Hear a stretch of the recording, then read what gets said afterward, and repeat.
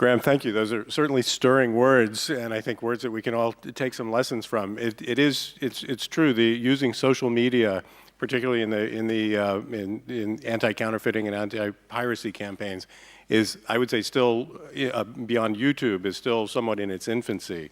There have not been any really, that I'm aware of, any really extensive uses of social media other than sort of viral sharing. But I think you've raised some very interesting points, and I would like to break the order a bit, Bill, if I can just wait 1 second. You're talking about changing social values, and I would like to get two sort of corporate viewpoints here, both from Microsoft and from Philippe, David from Microsoft, and Philippe representing Lacoste and Unifob. What Graham is talking about is really, I mean, a real grassroots effort to not only talk about the economic value of, or the economic problems associated with counterfeiting or pirating software, but really sort of changing the moral values that people are having and changing, essentially reversing what has happened with, I would say, the younger generation in looking at things, software available on the internet for free, counterfeit clothing or shirts or shoes or whatever, as not a problem. Philippe, would you have some comments on that in terms of the sort of cultural changes that that we need to look at to perhaps change the direction of the way younger generations are looking at counterfeits, at piracy, at not really respecting trademarks, things like that?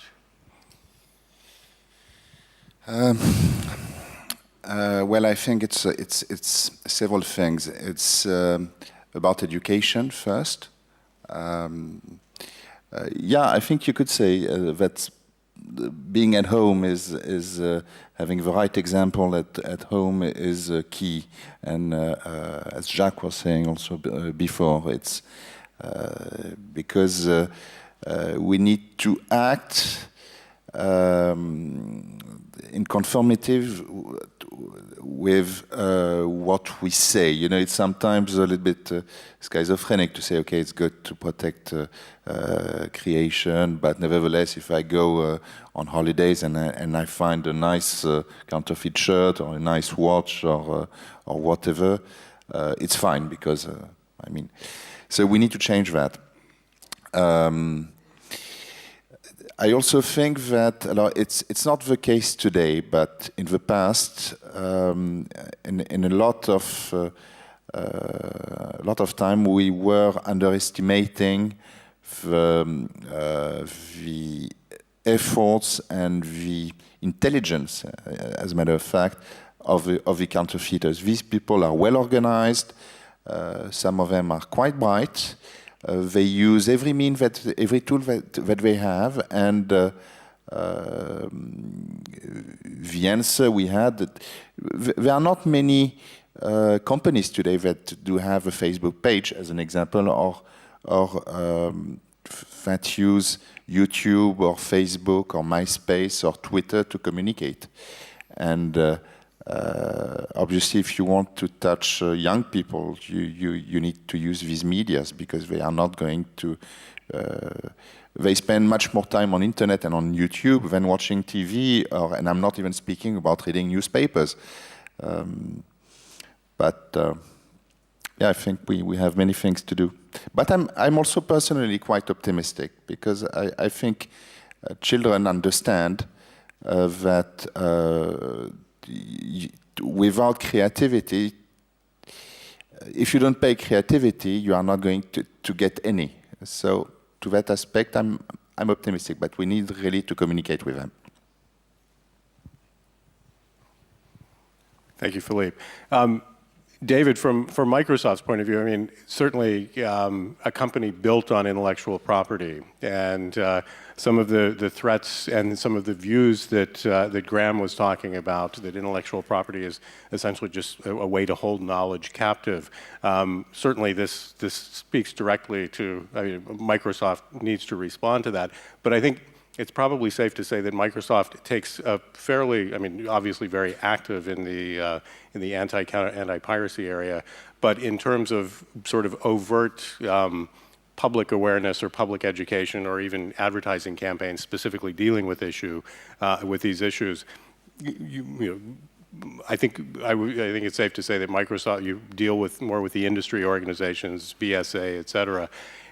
Is it time to really start confronting some of these arguments that that are gaining currency, again, as Graham was pointing out, among many of the young people, many university students, for example? How can a company like Microsoft confront that? Well, I think I'd start out and join what Monsieur Lacoste said, that I'm very optimistic, and I'm optimistic because of the gains that have been made in software piracy and in software piracy rates coming down so dramatically over the last 20, 30 years. And when I talk to people, and I think I mentioned this at a previous Congress, here in Western Europe, the software piracy rate in 1990 was 79%, and today it's at 34%. And I think that as industry and companies like Microsoft and as organizations, government organizations, and at congresses like this, the more people work, all of us work on this tremendous challenge of getting the facts out and getting them out in more compelling, rich ways that resonate with people, we're going to continue to make progress. I think the things that Graham said about things playing around with social media and that we've got a real battle on our hands, I agree with those.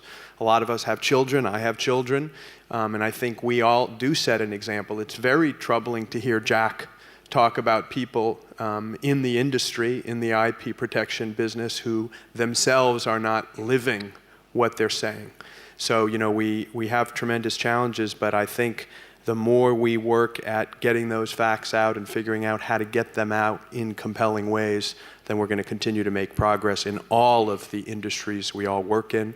And certainly, as we've heard from many of the government officials, we know that's better for economic development. We know it's better for innovation. We know it's better for governments. And so I continue to be optimistic.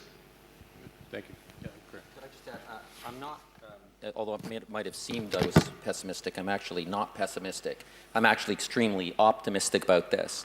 What I'm offering is like a suggestion about the tools that we need, because I agree, once we get the message, then we can win. I'm not afraid of any debate on this issue because I know truth is on our side. It's just learning how to fight fire with fire. If I could just tell an anecdote, personal, my ancestor was a settler in the very early days of America, and he was homesteading with his family and neighbors in the Lake Champlain area, what's today New Hampshire, and they were engulfed in a war between France and England, which became one of the most brutal, savage wars that had ever been fought. And he and his neighbors got caught up in this. It was a fight for North America between France and England. But the French fought with extremely unconventional tactics. They employed our Aboriginal peoples as a militia, as shock troops. The Indians fought in an extremely unconventional manner. If anybody's seen Last of the Mohicans, you'll get an idea. And the British thought it was a great idea to line up redcoats, and send them into the forest, dressed in red, with very predictable results. But my ancestor, James Rogers, and his brother, Robert Rogers, looked at what the Indians were doing, looked at what the French were doing. It was unconventional. It was guerrilla warfare. They took the red jackets off. They started to fight like them. They got better at it. And as a result, Canada's British today rather than French. And that maybe, I'm not sure whether that's the proper moral for the story to hear. But it's a moral about looking at what you're up against, adapting to it, and getting good at what your enemies are doing. So we can take the historical aspects offline.